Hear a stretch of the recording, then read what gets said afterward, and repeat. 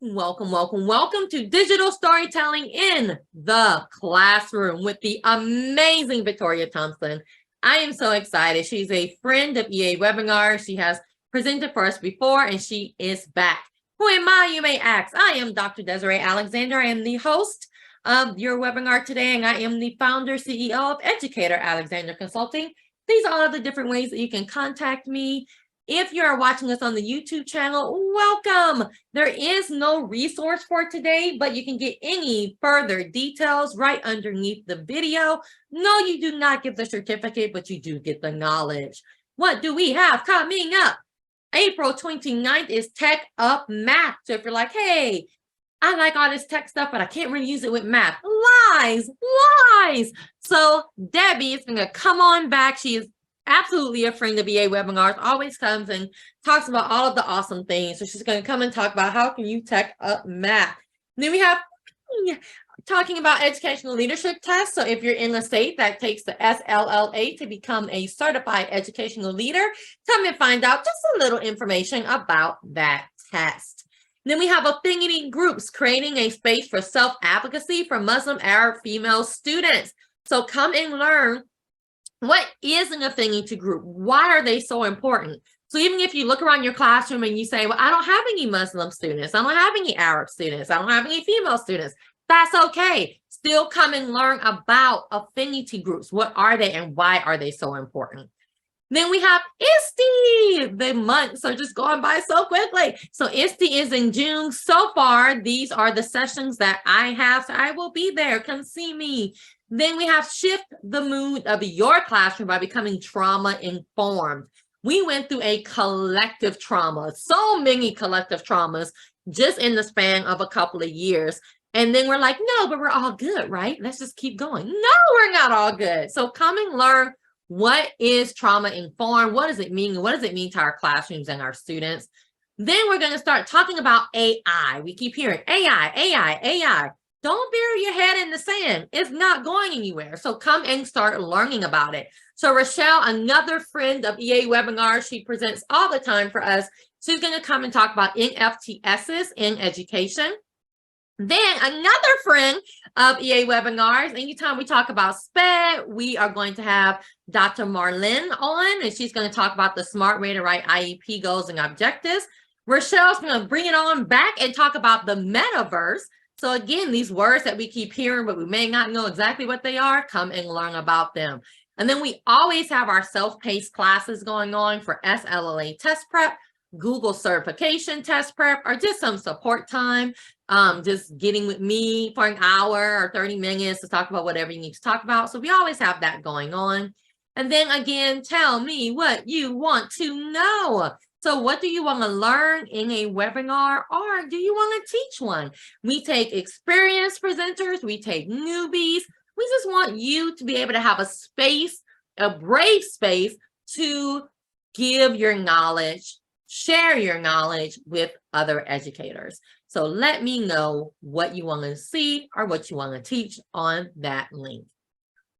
Woo! That was a lot. You can find everything on educatoralexander.com under upcoming events. It's all there, all the registration links, all of that good stuff. So y'all, I know everything I just told you made you so excited because you're like, oh my gosh, there's so much good stuff happening. But it's time to get what you came here for, to talk about digital storytelling in the classroom. Hello, everyone. Thank you so much for being here today. I am so pumped to be bringing y'all some information about digital storytelling today. So give me just a second to make sure that my screen is nice and big. So welcome, everyone. If you are here for digital storytelling, you are absolutely in the right place. I am Victoria Thompson. I am super pumped to be here with y'all.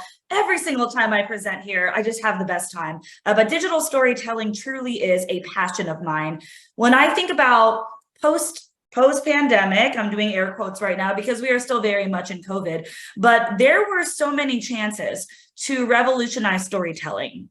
And not only revolutionize it, but also figure out how are we meeting our students What does it look like to ensure that our educators are using technology to bring student stories to life?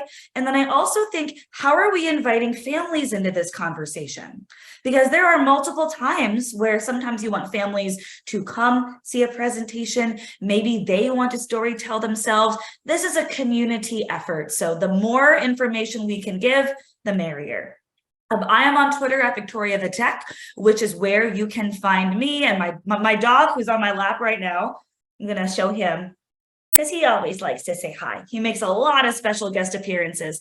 But I also like to share a ton of information as to what it's like to make learning accessible and inclusive. And then on top of that, if you would like to connect on LinkedIn, here is my information. It is LinkedIn, and then Victoria Rose Thompson, which is my full name. That is where you can find me. But I'd like to kick it off not only by talking a little bit about myself, but also why this is such an important topic. Because personally, I am a very big believer that literacy is everybody's responsibility. My track trajectory with literacy is actually a little bit different from maybe being an ELA teacher, an ELA coach, an administrator. I actually started teaching 5th and 6th grade math and science in Charleston, South Carolina. During that time, only about 80% of the population in Charleston were literate. Now, functionally literate, meaning that they could read stop signs and this and that. But when it came to actually doing the difference between sufficient reading and proficient reading, which we'll get into in just a moment, there were challenges. So throughout my college there, because I went to college in South Carolina, throughout my time teaching there, literacy, regardless of what subject you taught or what your role was, it was everybody's focus. Because we believe that if you cannot be literate and if you cannot communicate, then we're going to have some challenges, because literacy is the foundation of every single thing that we do. Now, when we moved to Washington State, because my spouse was active duty military, is now reserves. And if any of y'all are military, you know that when it's time to move and they say it's time to move, you kind of have to move. And I moved to Washington State, where literacy was less of a blatant focus. However, it was still very much a focus throughout every facet of curriculum, department, grade level, a little bit of everything. However, what I realized moving out here, and again, this might just be regional differences or maybe just priorities, but Washington State, especially in the Seattle area, it's a big, heavy tech hub. There's Google, Microsoft, Amazon, like all Expedia, all these spaces. So even though literacy was a priority, it looked like it was kind of taking a backseat to a lot of the STEM initiatives. And I had math and science, technology, and engineering educators tell me that, we don't really have to do this whole reading thing. That's the ELA teacher's responsibility. And then the very next moment would tell me that they're frustrated because a kid couldn't solve a word problem. All of this is related. And I really want to make sure that we understand that all of this is related. If a student can't read a word problem or a word challenge, as I like to call it, they can't decode what is going on in our classroom. So literacy is everybody's responsibility, and we have to put our best everything forward with that. And what that looks like is looking at the cold hard facts, or as I like to call, what do we know? So 4 in 5 adults in the United States, that's 79%. I know this is not a clean 80%. Mathematically, 4 in 5 is 80%, but the way they parcel it out is 79, have literacy skills in English that are sufficient to completing tasks that require comparing and contrasting information, paraphrasing, or making those lower level inferences. What is really interesting about literacy in the United States, the way that we parcel it out as adults, is when we work with kids, we don't go off of sufficient. We don't. We go off of proficiency and mastery. So the way that we look at adults is different from the way that we look at kids, right? So if 4 in 5 adults can compare and contrast, if they can paraphrase, if they can summarize, if they can make these low-level inferences, that essentially means that if they're sufficient, they're just doing okay. But we know that when we work with students, we don't just want them to do okay, we want them to excel. We want them to succeed. And when I think about what that looks like, That's why I've got two different statistics here. One is from Texas, one is from South Carolina. But if you actually take the data across the United States, it's almost identical. So as of 2013, and these statistics really have not changed all that much, 70% of fourth graders in the state of Texas are not reading proficiently. That's not great. It could be much better, but this also does mean that around 30% are reading at a proficient level. The reason why I say that is because if we go to South Carolina, this means that 33% of South Carolina fourth graders are reading proficiently. This means that 67% are not reading proficiently. So it's almost the same statistic, the numbers are just different. Why do I bring up fourth grade? Because that is a big testing year for literacy. Usually third and fourth grade, it's like not only a retention space, but it's also a space for people to say, okay, what can we do in order to get these folks proficient in reading? And when I think about proficiency with literacy, literacy truly is the root of understanding. If we are literate, this is how we can continue to grow. This is how we can also continue to thrive. And literacy is about communication. If we can communicate with each other, if we can work with each other, if we can learn from each other, then we're doing the right things. But how do we do these right things? We have to also consider that we had a major societal upheaval in 2020. And I'm going to speak specifically from my experience in Washington State because I was living in Washington, Seattle area in 2020. Seattle area and also Washington State just recently reopened in fall of 2022. So I mentioned I live in Florida now. I do live in Orlando. If you can tell from my background, we're big Disney Parks fans. Very transparently, that is the reason why we moved. However, I had friends that were teaching in Florida, South Carolina, Missouri, Arkansas, where it was 6 months, right? They might have shut down in March of 2020 and they were back reopened in September of 2020. That was not the case in Washington State. We reopened, right, air quotes, in April of 2021, but even then it was only 30% of our learners in person and 70% in a hybrid or remote setting. And then we had fully integrated into going back in person in September of 2022. So when I think about the social emotional learning and also just that competency understanding of what our students and our families were going through, we are finding now that there truly is a growing understanding that a student's social and emotional competencies play a strong role in their ability to read up to their potential.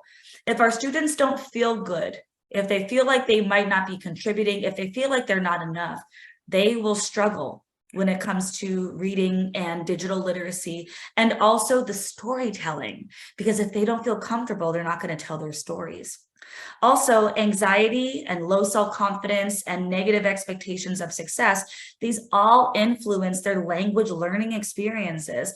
And this is especially pertinent for our non-native English speakers, especially if we work in schools and scenarios where English is not the native language. The same goes for where maybe if you're in a language immersion school, it still applies.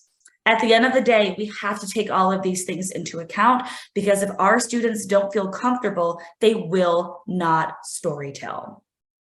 So when I think about storytelling, I think about how can we best provide that support with our literacy, our storytelling, and also with our communication. Because again, all of these things are related. They are very much related. And when I think about that, I think of this quote. Now, I live in Orlando, as I mentioned. I was just at a yoga event in Hollywood Studios, loved it. But when I was there, the yoga instructor said this, and I thought it was so poignant. I really wanted to put it in this webinar. And the yoga instructor said, where your awareness flows, your energy goes. So I'm going to repeat that again. Where your awareness flows, your energy goes. And when I think about what this looks like in education, it's so true. I don't put energy in places that I don't know what's going on. I don't put energy in places where I'm not aware what the happenings are. So where our awareness flows, our energy goes. And when we think about digital storytelling and literacy, I think, where does our awareness go?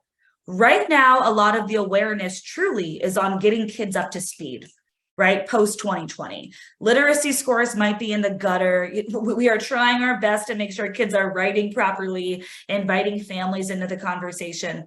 But when I think about digital storytelling, I also think, how are these stories being told? And what does it look like to tell these stories together?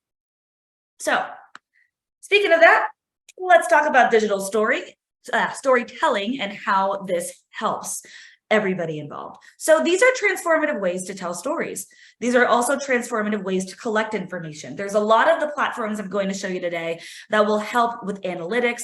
They will give you some insights as to who's watching what can be improved on. We can collect information with our storytelling. That way we can be better storytellers.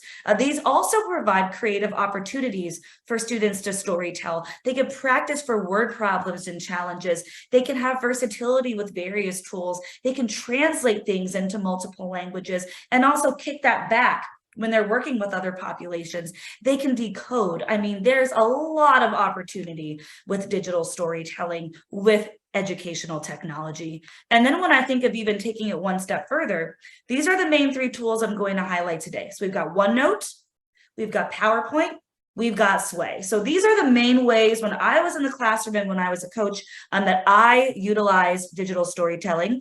But we're also going to dip into some other things as well. And we are going to be having some fun together. So with that being said, I'm going to stop sharing this screen. And the first thing we are going to do is show an example of digital storytelling that was all up that I did a very, very, very long time ago. But we had a lot of fun. And I'm going to bring this up. And what I'm going to do is I'm going to ask you, what grade level do you think this student was in? So give me just a second to bring this up.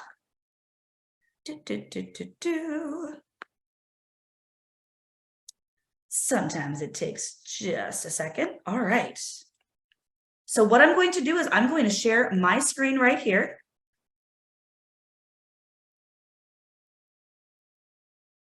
I'm always so used to using Teams, so it takes me a second whenever I use Zoom. But this is something that I did with students a very long time with lines, angles, and angle relationships in the classroom.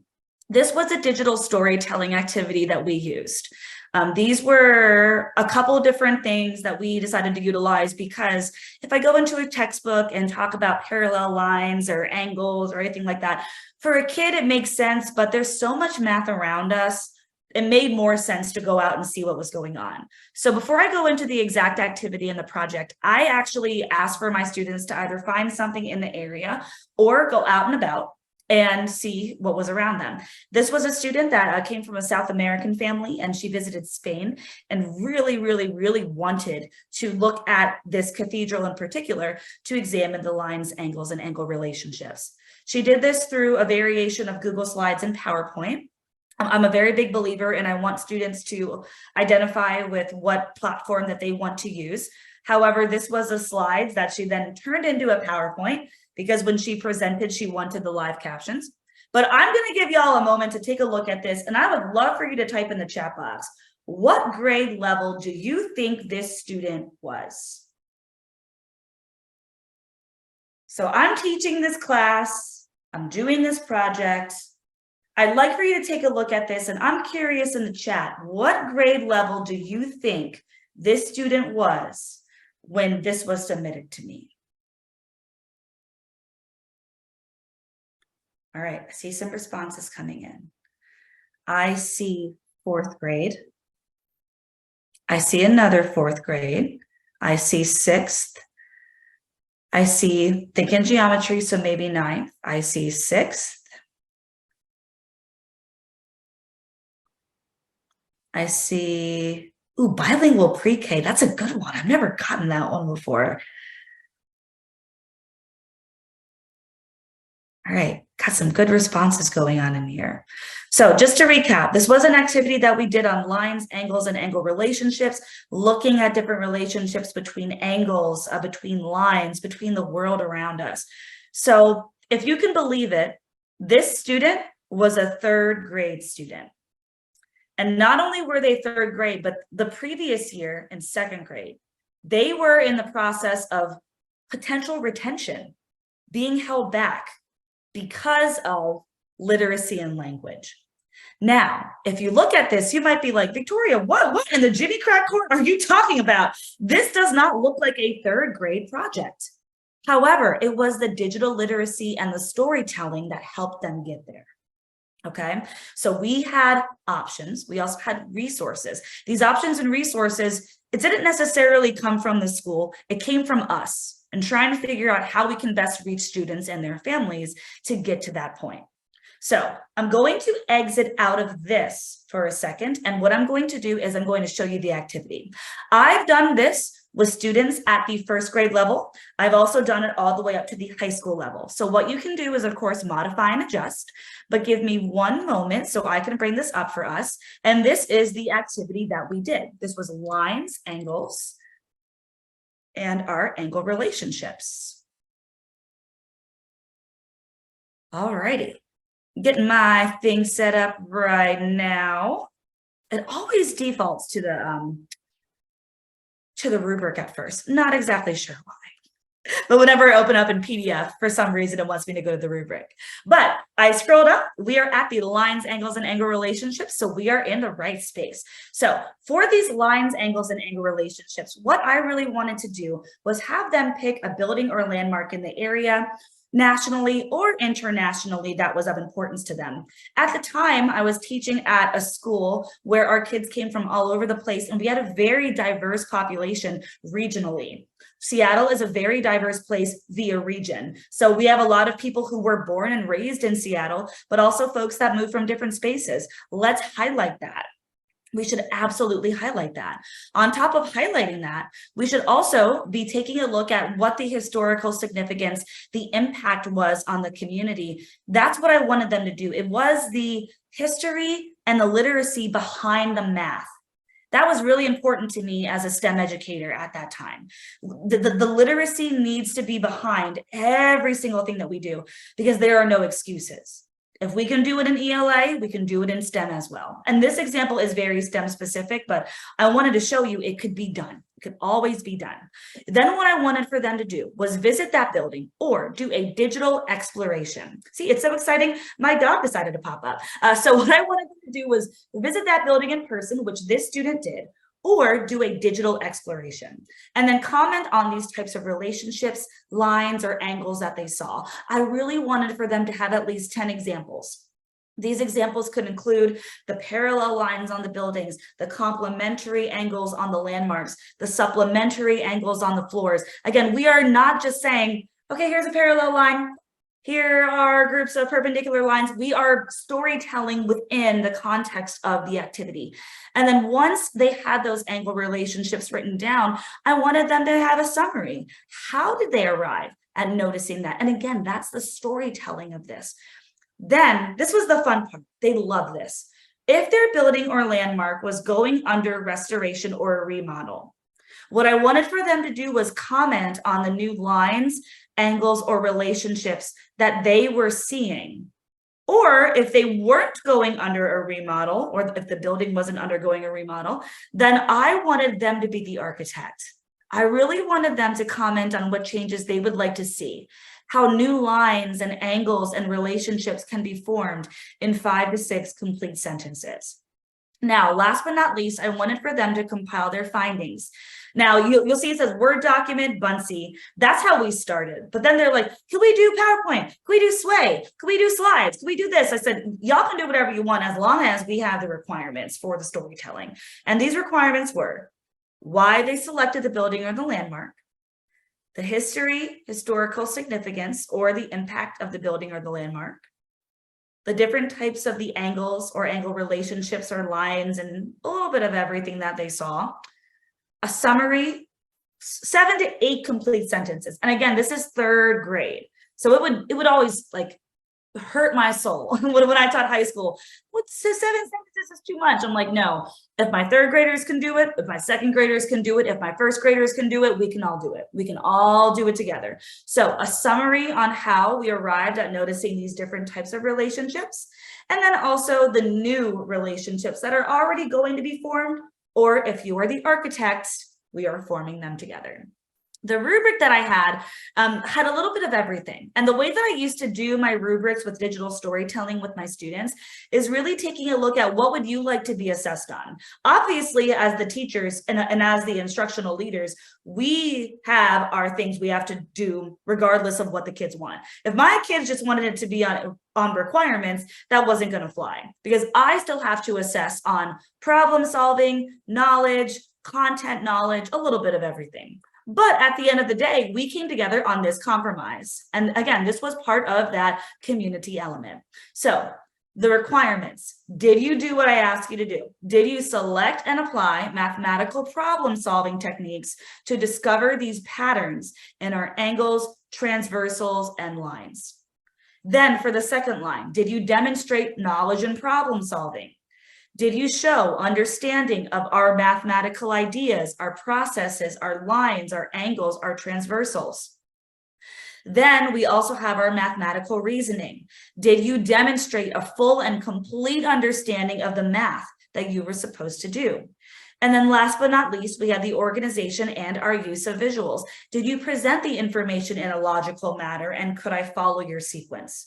Again, this was third grade. So yes, as the adult, I did come in and I helped with the language a little bit to align it with the standards, the indicators, all that stuff. But they said, hey, Mrs. Thompson, we would love to be graded on the use of visuals because we put a lot of thought into this. I said, absolutely. They said, hey, Mrs. Thompson, how about the requirements? We want to make sure we're doing everything. I said, okay, absolutely. And then of course, the knowledge and problem solving and the reasoning comes in, but it gives us an insight as to what our kids are doing and also how they are digitally storytelling. So when I stop sharing this and I go back to this, which my student did in third grade, you would not initially think that this was a third grade student.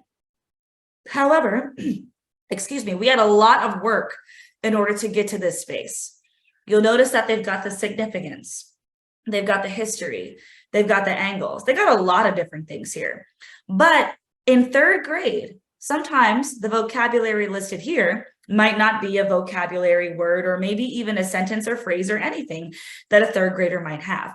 So whenever I see this, and whenever I do this and I get, oh, the student is older, the number one question I get is, why? Right? How did they do this? And what was the process? Why were they able to produce this type of product? So now we get to have some fun with some other stuff. So I'm going to show you first OneNote. This is how we began our process and how we always begin our process with digital storytelling with the stuff that I do. So go into OneNote, refreshing my screen. We're going to get there in just a second. I always have my family newsletter up that I like to share. So what I'm going to do is I'm going to just make a brand new blank page, and we are going to share that page. So once again, I am in OneNote. This is where I do all of my stuff. And you'll notice here, I've got examples, I've got read alouds, I've got family communication, I've got presenter coach, I've got daily logs that I do with students and families and a little bit of everything. But the reason why I say this is because whenever I work with students with showcasing what they're doing, especially with younger students, it can be a challenge to put pencil to paper or to type things out. Sometimes the motor skills aren't there yet, and sometimes they just don't know what they want to do. So let's say, and I'm going to pivot from math a little bit. Let's say that I want students to write a little bit about what they saw on their way to school that day. So if I want digital storytelling, and if I want to create an entire deck on what my students experience day to day whenever they arrive at school. And if I'm in, let's say, a 6th grade classroom, and I say, okay, the writing prompt in the very beginning of the day is, tell me what you did or what you saw or what you experienced when you were on your way to school today. So if I were a kid and if I were writing, sometimes it can be really challenging, again, to put that pen to paper or that pencil to paper, or if I'm saying things out loud. So what I would do is something like this. I might go, again, I'm in OneNote. I'm going to go to this little old timey microphone. My buddy right here, he is called Dictate. This is like speech to text. So if you have speech to text in any of the other functions that you work with, like maybe like Dragon or maybe like Google Speech or things like that, it's similar. But the reason why I love Dictate is one, it's an immersive reader. And also two, I can kick it back to other platforms too. So we have Dictate in Word, we have it in PowerPoint. So this is all within the Microsoft ecosystem. But what I love about Dictate is I can do this. So in the morning when I was on my way to school, I had a lot of fun walking to school with my friends. On the way to school, I saw a squirrel digging up an acorn from the ground. It made my morning. The squirrel bit is quite true. I did see a squirrel this morning digging up an acorn, and it was so precious. All right, so what I'm going to do is make this a little bit bigger just for our accessibility and visibility. So in the morning when I was on my way to school, I had a lot of fun walking, blah, blah, blah. If a kid were to give this to us, we wouldn't necessarily fail them, but we would probably give it back and work with them to say, hey, there's no punctuation here. But again, here's why I love Dictate.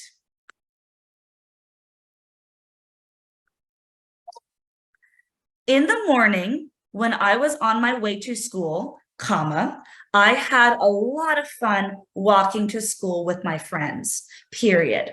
On the way to school, comma, I saw a squirrel digging up an acorn from the ground, period. It made my morning, exclamation point.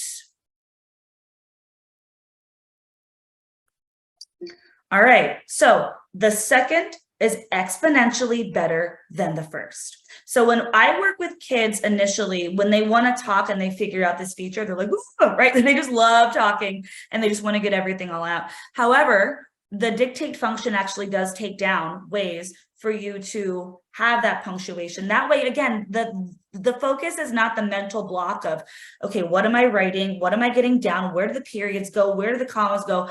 They just automatically have everything in here. So what I'm actually going to do is delete the first part because we have the revised part here. Revision is a big part of the digital storytelling process. So if I work with students and if I'm like, okay, the first iteration is good, let's revise, let's go through. Something that they also might want to do is figure out how this presents to other audiences in different languages. And this is where my other buddy, Immersive Reader, is one of my favorites. So once again, I am in OneNote. You can also do this in Word and a bunch of other things. So right now I am in Microsoft 365. What I'm doing is I'm going to View, and I'm going to my buddy, Immersive Reader. And what do I do, or what can I do in Immersive Reader? I can do a lot of things. I can have this passage read aloud, so that way my students that might struggle with reading can hear this aloud and then make those revisions too. I can also adjust the voice speed. I can adjust the text size and preferences. I am a glasses wearer, as you can tell, so I do like my text to be nice and big. However, I can make that smaller, make that bigger. I can also increase and decrease the spacing. I like my spacing nice and big for accessibility. I also personally cannot stand Comic Sans. That is like a Victoria Thompson thing. However, the way that we teach smaller children to write the letter A is the way that it is written in Comic Sans. It is not written that way in Calibri, for sure, and it is definitely not written that way for Sitka. So I always like to tell folks I use Comic Sans for the kids and the populations that I work with because that makes sense for the accessibility lens. And we also think about themes, that dark theme, lime theme, green theme, a little bit of everything theme. I like mine on kind of like that sepia tone theme because it reminds me of flipping through a book. We've also got various grammar options here. So again, educators, students, a little bit of everybody, we can all spot check what we're doing here just to kind of see what is going on with our verbs, our adjectives, our nouns, and our adverbs.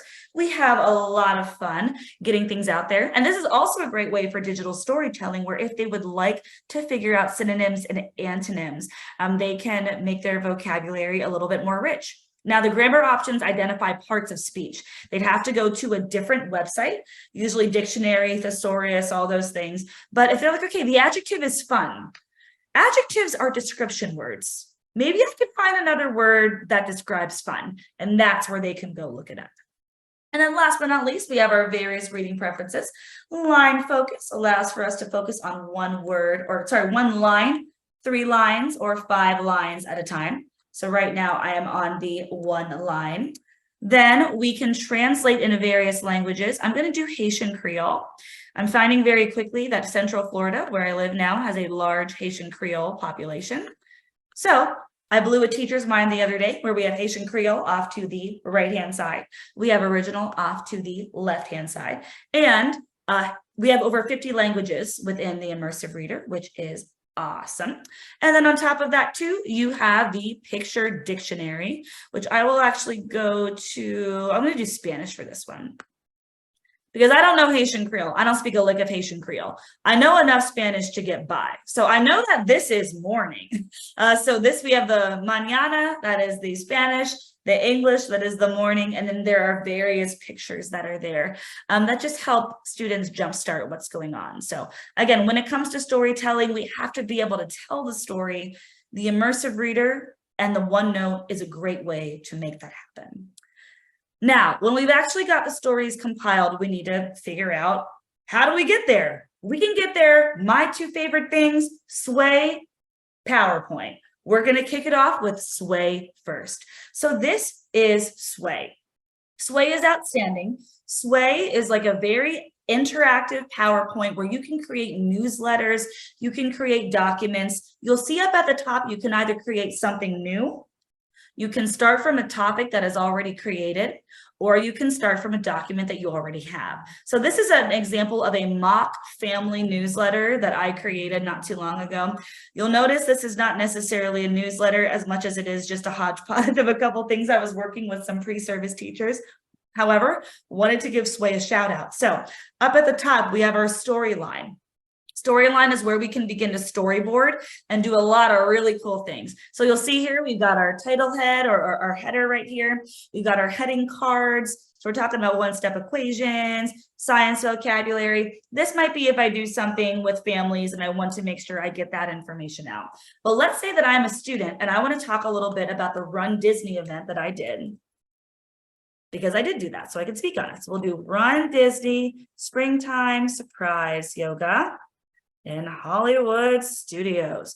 All right, heading card number 1 might be getting to Hollywood Studios. So if I'm a student, if I'm trying to figure out, okay, how am I telling a story of what I did when I was there? I might say something along the lines, again, of at 3 o'clock in the morning, I woke up so that I could get ready for my yoga event in Hollywood Studios. Registration began at 4:15 a.m. It did. So that's why I woke up early. All right, next heading card might be check-in. So I might say, I arrived at Hollywood Studios at, let's say, 4:10 a.m., around that time, and waited in line to be let in at 4:15 a.m. So you'll notice it's telling a story here. We're not just necessarily putting things into a Word document, it's fluid, and it allows for us to go from, okay, here's where I started, here's the next step, here's the next step. Speaking of those steps, if I were to press play, here's what it looks like right now. So I personally don't like it when it's slide by slide. I like it to all kind of be in like one fluid space. However, that is the beauty of the design feature. So if I were to go back, oops, 1 second. If I were to go back, I go to edit, I'm going to go to design, I go to styles, and right now I do have it checked as horizontal. However, I'm going to go to vertical. And vertical for me just aesthetically makes the most sense. That makes the most sense for me. I can also customize the different styles. I can make it look nice and pretty. I can also add pictures. I can add detail. There's a lot of neat stuff in Sway. But if I go to this design right here, so you'll see I've got the flow. Again, these are how students can tell stories and have a lot of fun with their storytelling. So this was just kind of my mock example. What I'm going to do before we transition into the last piece, which is the PowerPoint, is taking a look at a student example. And I love showing all the greatness that happens in a ton of different schools. However, I was recently at a digital exploration at Case Creek Elementary School. This is in Davis County, Utah, and we had a lot of fun. And those kids just absolutely rocked it out. They have a junior showcase every single year where in order for their fifth graders to graduate, they showcase a ton of stuff that they do regarding STEM, technology, and a little bit of everything, sometimes even digital storytelling. So what I'm doing right now is I am sharing my screen. And I like to say this because sometimes when I work, especially with middle or high school educators, they're like, okay, well, we can't do it. We can't do it. Listen, if we can do it in fifth grade, fourth grade, third grade, second grade, first grade, we can do it anywhere. So here's an example of a sway that they actually did. They created animal prosthetics with 3D printing. And when they created animal prosthetics, they actually created all of their, and documented really all of their information into a sway. So they said, my animal's a penguin, he had broken his fin, meaning he couldn't swim and was in constant pain. They had to create a waterproof brace, that way the animal could actually heal. They first created the baseline, right? So it's that storytelling. It's not just, here's the prosthetic. They're actually showcasing and showing what they did in order to make it work. Same over here with our figurative language example. There we go. So this was a sway that they then turned into a PowerPoint. But they're recognizing one thing that they wanted to do was add figurative language to their stories. They talked about figurative language, how they added it into their dialogue. This is fifth grade, y'all. Okay, so this is fifth grade doing the metacognition. They're thinking about their thinking and they're putting it into information. And then they also reflected a little bit, there was a group of students that wanted to do coding. So this is just one very specific slide, but they commented on how many minutes of coding that they actually did. So they did 6 hours of coding, 635 minutes, again, fifth grade. So it is awesome for them to be able to showcase what they're doing and how they can bring it alive. And speaking of bringing it alive, last but not least, let's go to our PowerPoint. I love PowerPoint, y'all. PowerPoint is how I do so many of my presentations, both at work and also personally. I'm going to create a blank presentation right here. And I mentioned my background in the very beginning of this presentation. I want to point out that in my role now, I actually work at Microsoft Education. I work across a lot of different platforms, a lot of different things. But even before I started working at Microsoft, I was really drawn to PowerPoint because of the beautiful presentations that could be made. I just find that sometimes other platforms personally don't do it for me. And some of the new additions at PowerPoint, like Designer, which I'm going to show you, have made it awesome. So with that being said, let's talk a little bit about Designer. If I want to storytell and if I want to bring things nice and loud out loud for my students, I would put things into this platform. And Designer essentially uses artificial intelligence to make beautiful presentations for you, your students, and a little bit of everybody. So let's say that the title is, I'm going to say, I love breakfast. Because I do. Breakfast is amazing. What I'm going to do is go to Designer. And these design ideas, if you can look off to the right-hand side, they are specifically picked from the words that I put in there. So I like this one with the bunny. That's kind of cute. All right. And this is my title page now. I love breakfast. Let's go and do another one. Let's say for my new slide, I might say something like pancakes are amazing. I'm a pancake girl. My wife is a waffle girl. I like pancakes. So if I go to Designer, if I go to pancakes are amazing, right? I got all these different areas. And if I'm not happy necessarily with what I want, I can just go back and I can change the language. But I really do like this one with the fireworks, because fireworks to me are amazing. So if I were to have here, then I can go ahead and I can continue to make my presentation.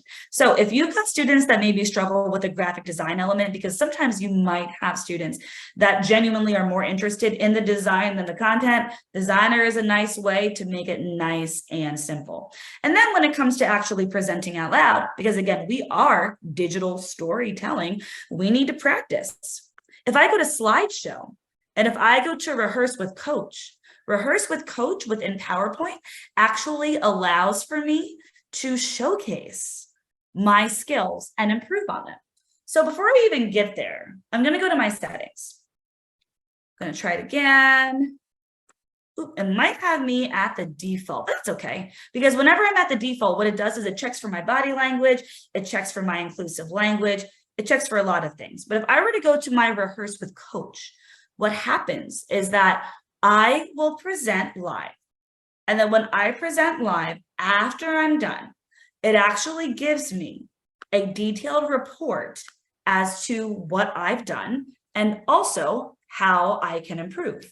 So I'm going to go ahead and I'm going to pull a screen grab from one that I did not too long ago, just in the interest of time.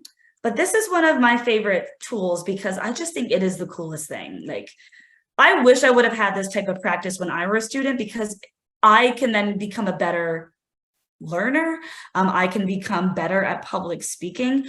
Sometimes when it comes to digital storytelling, as y'all might know, half the battle is just, hey, how are we telling our stories? So speaking of telling that story, here's what it looks like. And I will make this nice and big for us so we can see. All right, so this is the rehearsal report. This is what it will look like when y'all are done within Presenter Coach. And again, it's that public speaking element of the digital storytelling. We have the total time spent. This was 9 minutes and 50 seconds. It's got the number of slides rehearsed. There were 12 slides that were rehearsed. They look for filler words. So filler words allow to ensure that you're not saying too many filler words in your speech. Like the ums and the likes and the this and the that, they pick up on that. Also sensitive phrases, making sure that you're utilizing inclusive language. If you're using repetitive language, saying the same things over and over again, they will pick up on that for you and your students as well. Same with pacing. Is your pace good? It also picks up on pronunciation. So extraordinary, I always say extraordinary. It's extraordinary. It will pick up on things like that. Different types of body language, eye contact, pitch, distance, especially if you have your camera on. It gives a lot of great use case as to what you can do in order to make your digital storytelling components a little bit more compelling. So really, when you digital storytell with your students, and I'll minimize this, you want this to be the full package. You truly do want this to be the full package. And it's not just about the story that is being told, but it's also how the story is being told. When you do digital storytelling and when you're working with your students, when you're also working with families as well, that is the key component. So also speaking of families, you can't not only share these analytics, so actually that's a double negative. You can share these analytics with families when it comes to the presentations. That way, if they'd like to know more about their students, they can. You can also share it within Sway. So this is the last piece of the puzzle I wanted to share with you because definitely wanted to ensure that y'all know that this is within Sway. Here's a sign up form that I did not too long ago. I'm in partnerships with a lot of different types of schools throughout my workplace because we are trying to ensure that they are future ready. So here's one that we're doing right now with my undergrad alma mater, the College of Charleston. We're having a lot of fun with them, just ensuring that we've got some, not only career building, but also some mentorship there. So for the analytics, if I were to go to analytics, you'll see that with the business school webinars, I've got about 17 people that read this webinar, which is not necessarily uncommon. It just got pushed out. About 48% completed it. About 1 minute was spent reading it. Again, not uncommon. This is a really short form. However, you'll also notice down here that we've got various views for all of our different newsletters, things that we push out, trip reports, right? I was at FETC, TCEA, a lot of different places. So we just have a lot of fun with the analytics. And this helps us showcase if we're not doing the right thing by digital storytelling, how can we make our stories more engaging using the data that we already have? All right. With that being said, I'm going to put my contact information up nice and big one more time. We are about at the end of our time, so totally wanted to open it up to questions, inquiries, anything that folks might have. And I'm going to try this to go back. Oop, I might need to refresh my screen.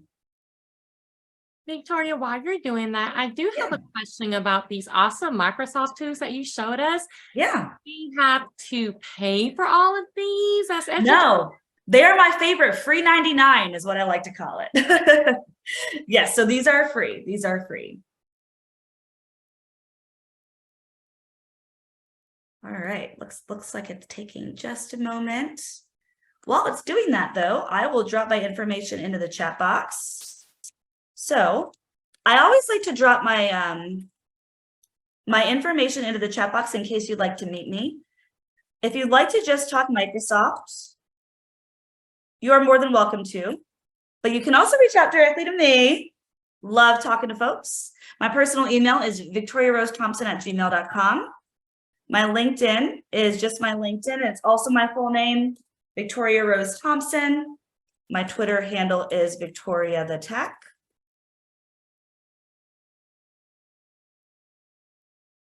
I'm going to stop sharing and try to open it up. It's something different. But as Dr. Alexander said, please feel free to type in the chat box, unmute your mic. Let me know if you've got any questions. I'd be more than happy to answer them. Again, this is just how I use my digital transformation with my journey, with my students, my school environments. But if there's anything else that I can answer, I'd be more than happy to. So I put the link of where you can go as an educator to get Microsoft 365 for free. And for those watching the recording, it's going to be in the details underneath the video. Awesome. So do we have any questions? You can unmute yourself or you can throw it in the chat. Yes. We have Kimberly. Go ahead, Kimberly. Hello, everyone. I just want to say thank you so much, Ms. Thompson, for this this opportunity to learn. And thank you, Dr. Alexander, for hosting her. This is awesome. I teach 6th grade, and I'm going to find a way to roll this into our curriculum because the students are always saying, Miss Faber, it's boring, it's boring. This will take the boring out of it. Yes, absolutely. And So when I thank was you so much. Yeah, when I was 5th and 6th grade, when I first started out, I heard the same thing. So my mission was, okay, how do we take the boring out? How do we make it engaging? And digital storytelling is such a great way to make it like that for the kids. So thank you for being here. Thank you. Yeah. Thank you If so y'all have much. questions later on, you are more than free to reach out. As I mentioned, my contact information is right there. Just my full name, victoriarosethompson@gmail.com. You can reach out on Twitter. You can reach out on LinkedIn. You can reach out whenever you want to, but let me know how I can be of assistance to you. Thank you so much, Victoria. I love any presentation that starts with the why and then goes into the tech too. So, excuse me. Thank you, thank you, thank you. Yeah, thank you. This was, I mean, always amazing, always amazing.